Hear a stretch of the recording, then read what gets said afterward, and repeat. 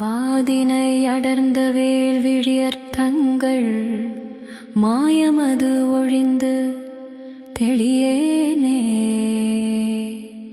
மாமலர்கள் கொண்டு மாலைகள் புனைந்து மாபதம் அணிந்து பணியேனே. ஆதியொடும் அந்தம் ஆகிய நலங்கள் ஆறுமுகம் என்று தெரியேனே. ஆனதனி மந்திர ரூப நிலை கொண்டது ஆடும் மயில் என்பது அறியேனே.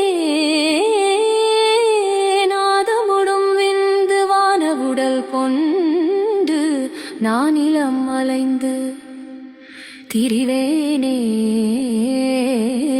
நாகம் அணிகின்ற நாத நிலை கண்டு நாடியதில் நின்று தொழுகேனே.